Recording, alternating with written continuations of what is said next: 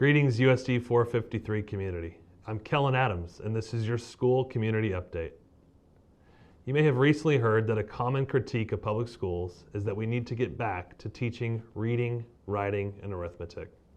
That's a mantra that is often repeated, but I'd like to share a few facts with you about what gets taught in schools in 2023 and why.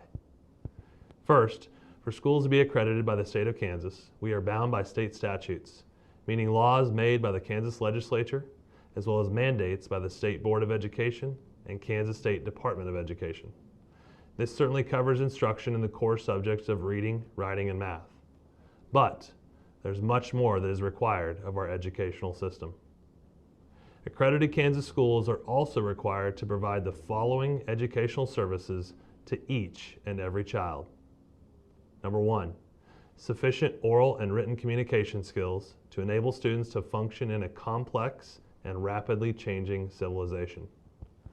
Number two, sufficient knowledge of economic, social, and political systems to enable the student to make informed choices.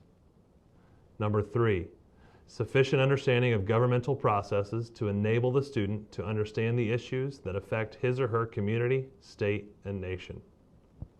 Number four, sufficient self-knowledge and knowledge of his or her mental and physical wellness. Number five, sufficient grounding in the arts to enable each student to appreciate his or her cultural and historic heritage. Number six, sufficient training or preparation for advanced training in either academic or vocational fields, so as to enable each child to choose and pursue life work intelligently. And finally, number seven, sufficient levels of academic or vocational skills to enable public school students to compete favorably with their counterparts in surrounding states in academics or the job market. This list of 7 requirements are often referred to as the Rose capacities, and they are adopted as state law. These are not objectives that schools have independently developed or made up on our own, nor are they things that can be simply ignored and discarded.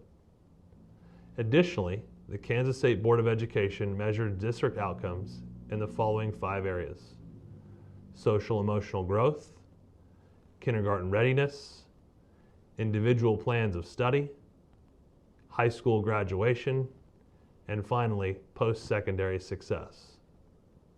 From that list, social emotional learning stands out, as it is an area that has come under recent scrutiny. However, it remains a measured outcome by the Kansas State Board of Education. We are also bound by other federal and state laws in the areas of at-risk programs for students needing intervention, as well as special education and English as a second language services. To say what schools should or should not be teaching is certainly a discussion worth having, but any significant changes would require legislative intervention at the state board and Kansas legislator level to take items off of our plate, allowing us to prioritize more time in any desired areas.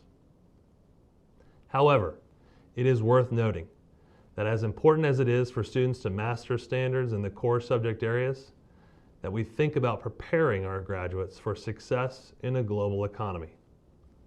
We should also be mindful of the skill sets that are most important to prospective employers. One such example of this comes from the World Economic Forum's 2023 Future of Jobs report. In that report, the top 10 skills for 2023 listed are analytical thinking, creative thinking, resilience, flexibility, and agility, motivation and self-awareness, curiosity and lifelong learning, technology literacy, dependability and attention to detail, empathy and active listening, leadership and social influence, and finally, quality control. To be clear, reading, writing, and math is taught every day in our schools. However, failure to focus on these and nothing else would not only cause us to quickly lose accreditation status, but we might also be putting our students at a competitive disadvantage to their peers in the region and state as they attempt to apply for college and/or seek employment.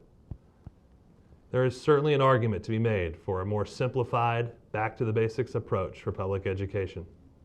But that should be conducted in a much larger conversation, where it is understood of all that is expected for Kansas schools to remain fully accredited, which I am proud to say that Leavenworth USD 453 is. If you have thoughts about this topic, I would highly encourage you to share your feedback that we are currently soliciting as part of the development of our strategic plan through Saturday, September 23rd. You can do so by visiting tejoin.com and entering the code 690-084-297. Your voice is important, and we thank you in advance for your ongoing interest in what we are doing to prepare our students for success each and every day. Take care and have a wonderful week.